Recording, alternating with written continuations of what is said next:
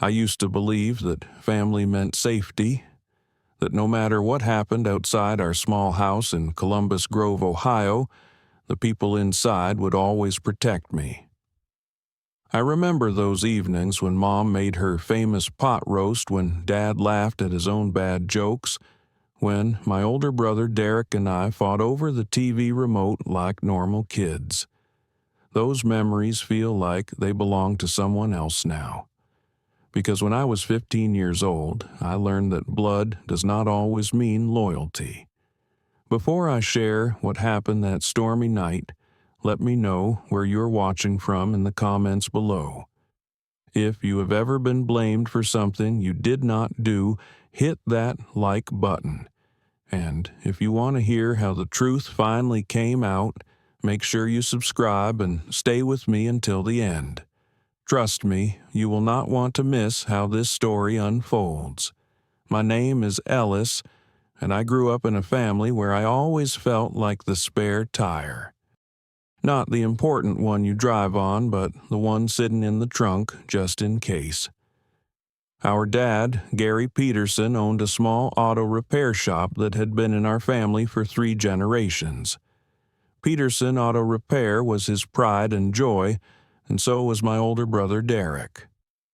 See, Derek was born on our father's birthday, October 15th. Dad always said it was a sign that Derek was meant to carry on the family legacy. He was the chosen one from day one. I came along 2 years later in December on a random Tuesday that meant nothing to anyone. And somehow that set the tone for my entire childhood. Mom worked as a nurse at the county hospital. Her name was Linda, and she was the kind of woman who could make anyone feel seen and heard. She worked long hours, sometimes night shifts, sometimes traveling to other facilities when they were short-staffed. When she was home, things felt balanced. She made sure I got attention too, that my report cards were celebrated, that my basketball games had at least one parent in the stands. But when Mom was gone, the house belonged to Dad and Derek, and I was just the kid who lived there. The favoritism was not always obvious. It showed up in small ways that added up over time.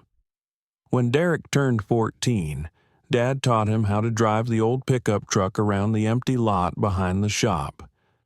When I turned 14 and asked for the same, Dad said I was not mature enough yet.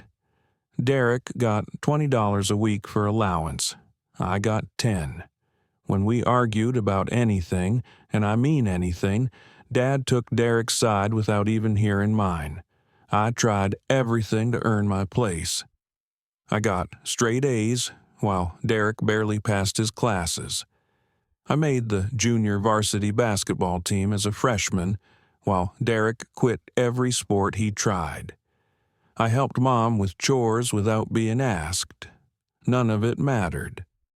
In Dad's eyes, Derek could do no wrong, and I could never do enough.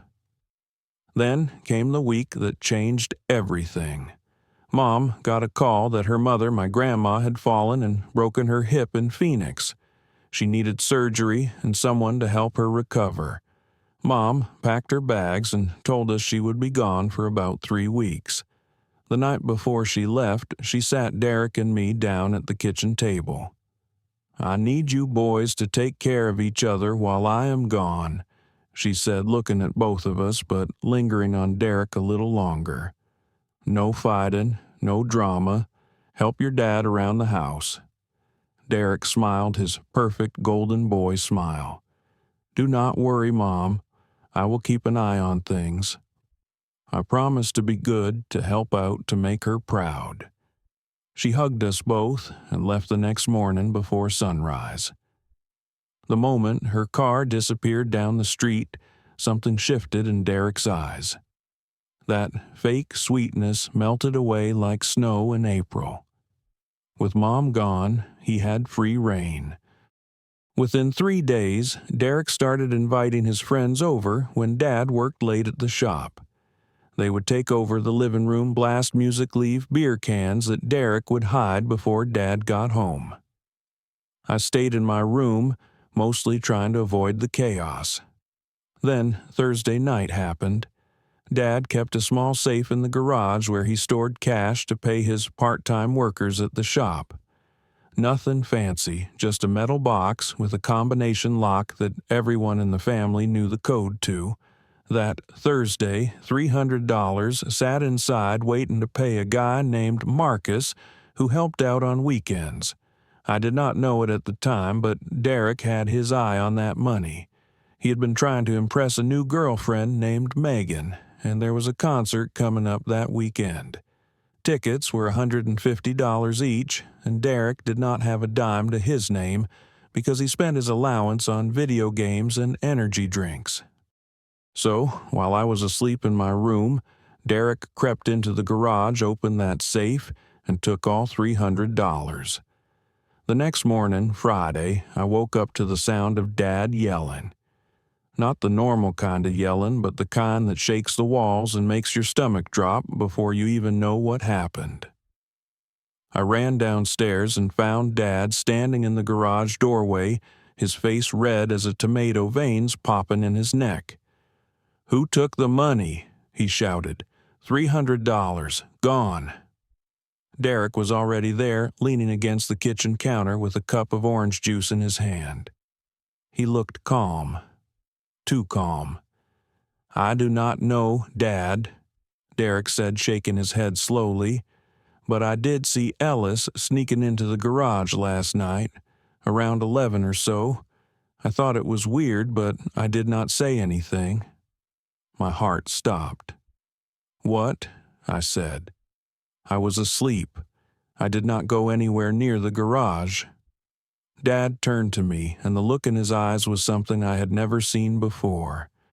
Pure suspicion, pure anger, like I was already guilty. "Do not lie to me, Ellis. I am not lying. I swear I did not take anything." Derek took another sip of his juice. "I am just telling you what I saw Dad. Maybe check his room." Dad stormed up to my room and tore through my things while I stood in the hallway shaking. Of course, he found nothing, because I had not taken anything. But that did not matter. He dragged me into the garage and closed the door behind us.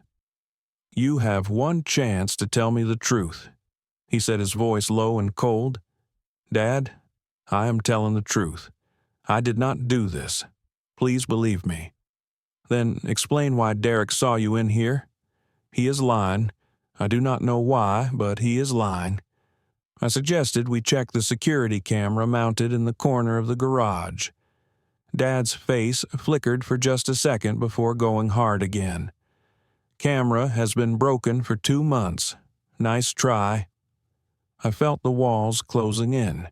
Derek had known. He had planned this perfectly.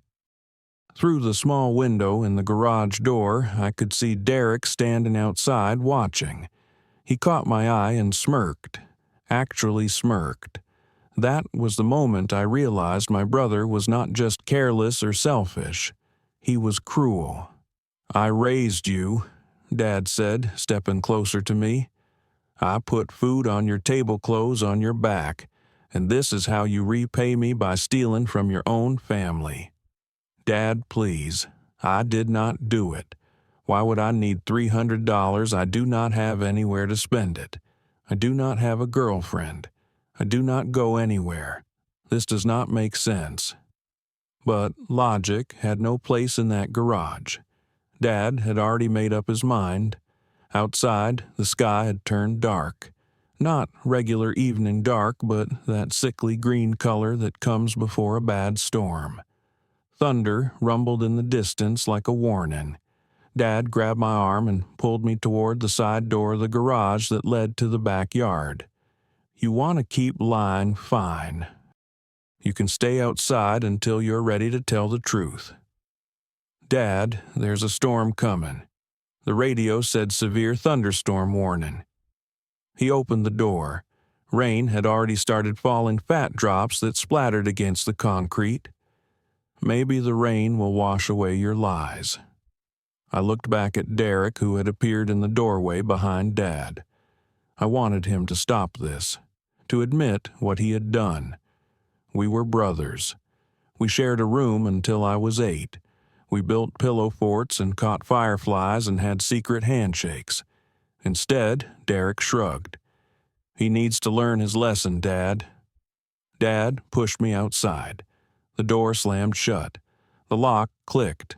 I stood there in the backyard, rain pelting my face, and pounded on the door. "Dad, please, please let me in. I did not do it. Dad, Dad." No answer. Through the window, I watched Dad walk back into the house. Derek followed, glancing back at me one more time with that same cold smirk. The storm hit full force within minutes. Wind whipped through the trees, bending them sideways. Lightning cracked across the sky, followed by thunder so loud it vibrated in my chest. Rain came down in sheets, soaking through my clothes in seconds. I ran to the front door. Locked. I ran to the back door. Locked. I banged on windows until my fists ached. Nobody came. I thought about the neighbors, the Martinez family next door. They were an elderly couple, sweet people who always waved when they saw me. I ran to their house and knocked on their door, but no one answered. I later found out they were both hard of hearing and had gone to bed early. My only other option was Tommy Henderson, my best friend since 3rd grade. He lived 3 blocks away. In normal weather, it was a 5-minute walk. In that storm, it felt like running through a car wash with the jets set to maximum. By the time I reached his house, I could barely see. My shoes squelched with every step filled with water. My teeth chattered so hard I thought they might crack. The temperature had dropped to around 50 degrees, and with my soaked clothes clinging to my skin, it felt closer to freezing. I pounded on Tommy's door with the last of my strength. His mom, Mrs. Henderson, opened it. Her face went from confused to horrified in half a second. "Ellis." "Oh my God, Ellis, what happened to you?" I tried to answer, but all that came out was a sob. She pulled me inside and wrapped me in a blanket right there in the doorway.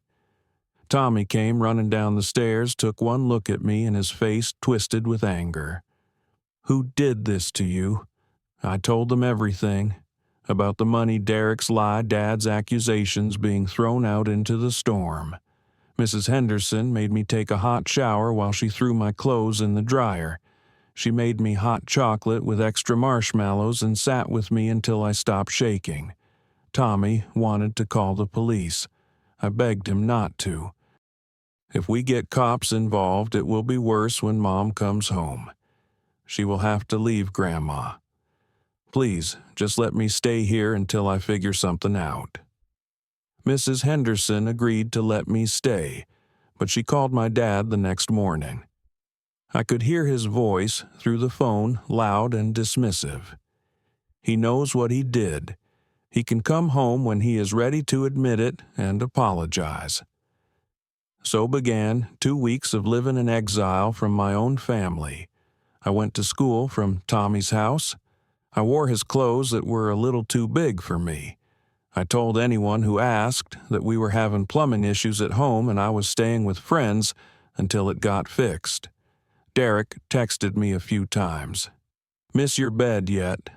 Just admit it and come home loser. Dad is still mad.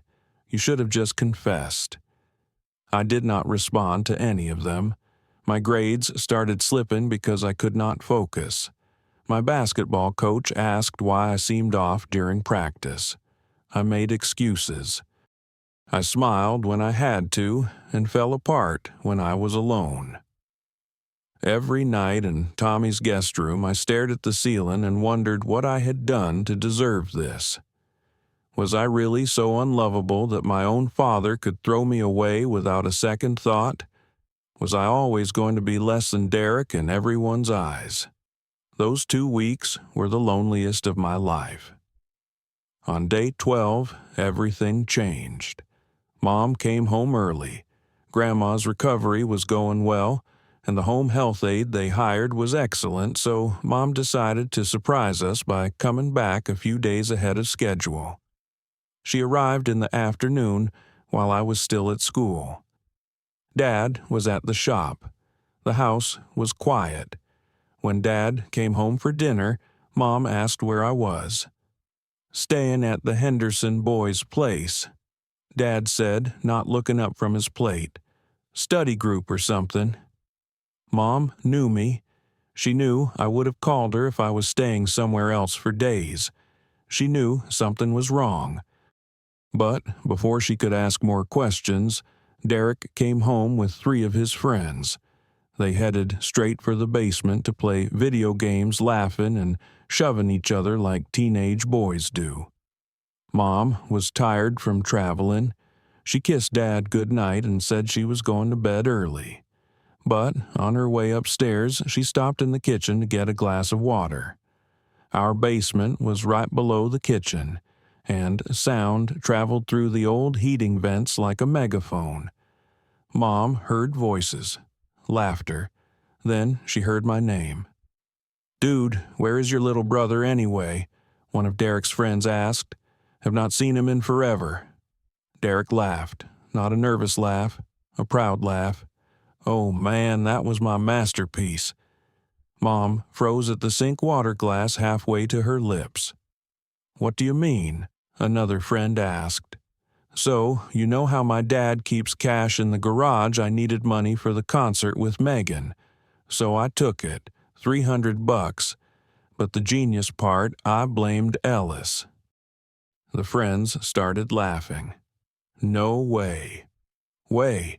I told Dad I saw Ellis sneaking into the garage at night. Dad totally bought it. Kicked him out of the house that same night. In the middle of that crazy storm, remember? Dude, that is insane. You should have seen his face when Dad threw him out. Priceless. The little nerd actually cried, standing in the rain like some sad movie scene." More laughter. "That is cold, bro," one friend said, but his voice was impressed, not disgusted. "Best part, Dad still thinks Ellis did it. And I got to go to the concert with Megan. $300 well spent." Mom stood at the top of the basement stairs, hand gripping the railing so hard her knuckles turned white. Tears streamed down her face, not tears of sadness, tears of rage. She did not confront Derek that night. She was smarter than that. Instead, she pulled out her phone, opened the voice recorder app, and held it near the vent. She got enough. She got everything she needed. Then she went to her room and called Mrs. Henderson. "Tell me the truth about Ellis. All of it." Mrs. Henderson told her everything. The night I showed up soaked and shivering, the 2 weeks I had been sleeping in their guest room, the texts from Derek, the way I begged not to involve police because I did not want to upset Mom while she was taking care of Grandma. Mom sobbed on the phone. She apologized over and over for what Mrs. Henderson had to do for her son. Then she called me. I was sitting in Tommy's room doing homework when my phone rang. When I saw Mom on the screen, my heart nearly stopped. I had avoided calling her this whole time, afraid of what I would have to explain. "Hello, Ellis." Her voice cracked on my name. "Baby, I am home. I know what happened. I know everything. Mom, I did not take the money. I swear I did not. I know, sweetheart. I know you did not. I heard Derek bragging about it to his friends. I have proof. Please come home. I am so sorry. I am so sorry." For 2 weeks, I had held everything together with tape and hope and the stubborn refusal to break down completely. But hearing my mom say she believed me, that she knew the truth, all of that tape came undone. I cried harder than I had the night I got thrown out. Tommy drove me home. When we pulled into the driveway, Mom was standing on the front porch waiting. Before I even got out of the car, she was running toward me. She grabbed me and held me so tight I could barely breathe. We stood there, crying in the driveway while Tommy quietly drove away, giving us privacy. "I am sorry," she kept saying. "I should have been here. I should have known." "It is not your fault, Mom. I will fix this, I promise." She led me inside. The house smelled the same, looked the same, but everything felt different, like I was a visitor in a place I used to belong. Mom called Dad home from the shop.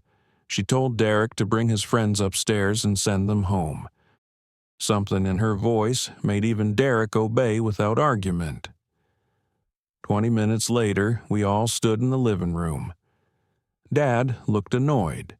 Derek looked nervous, but was trying to hide it. I stood next to Mom, still feeling like I might wake up from a dream. "Someone want to tell me what is going on?" Dad asked. Mom pulled out her phone.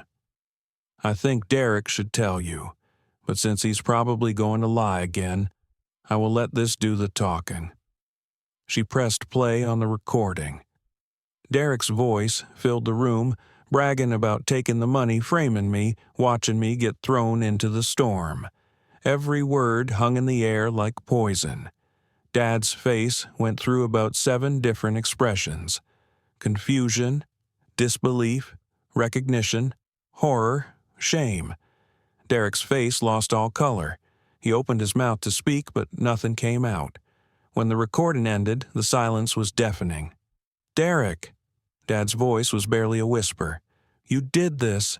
Derek started crying. "Dad, I'm sorry. I just wanted to go to the concert.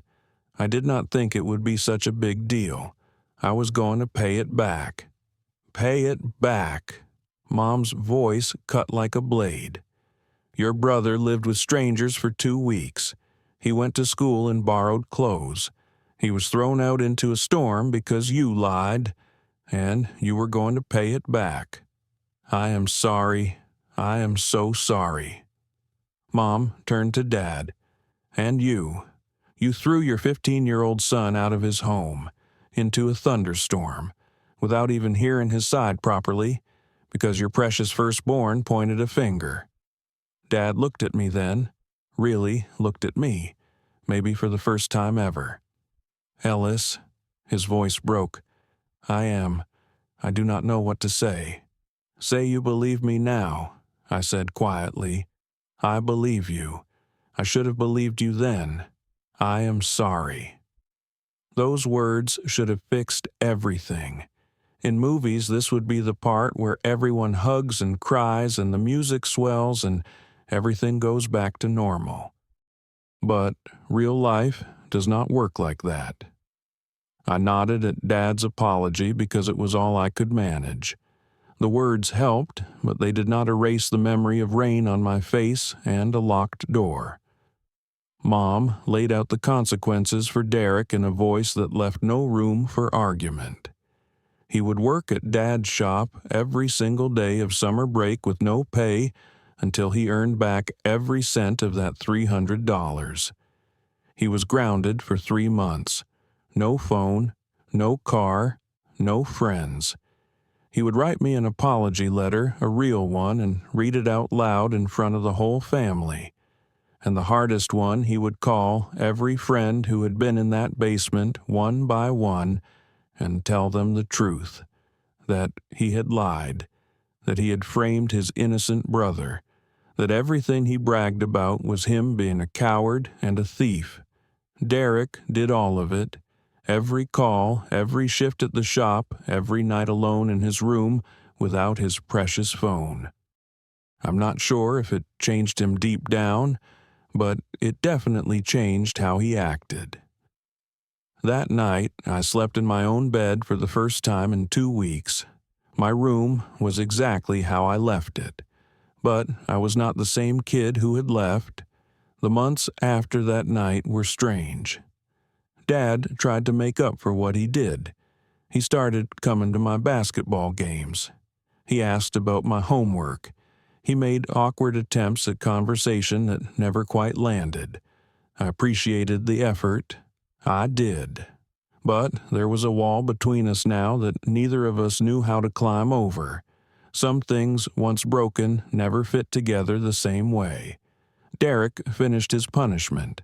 He went off to community college the next year, got a part-time job, started paying for his own things. We talked sometimes, but never about that night. It was like a scar we both knew was there, but refused to touch. Mom was my rock through all of it. She made sure I knew every single day that I was seen and loved and believed. And Tommy Henderson, my friend who opened his door on the worst night of my life, remained my best friend through high school and beyond. 8 years have passed since that storm. I am 23 now, graduated from college, working a job I actually like. I have my own apartment with windows that look out at the street, and sometimes when it rains, I stand there and watch the drops fall. It does not scare me anymore. It reminds me.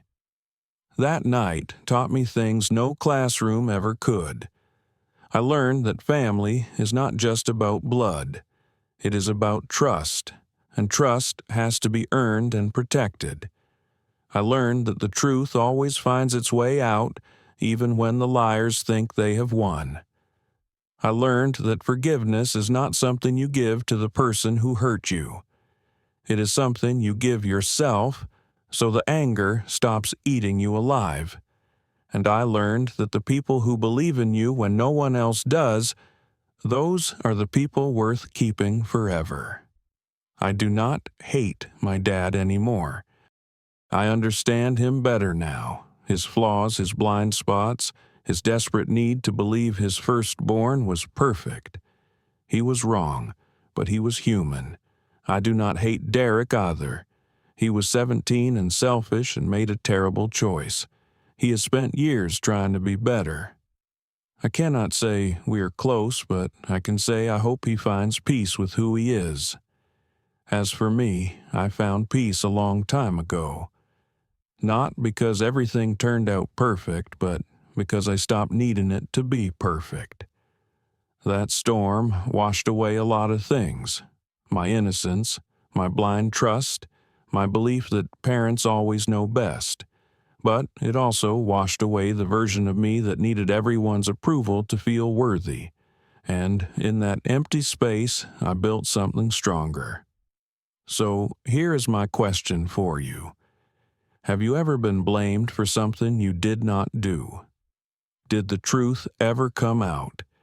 And if it did, were you able to forgive? Leave your story in the comments.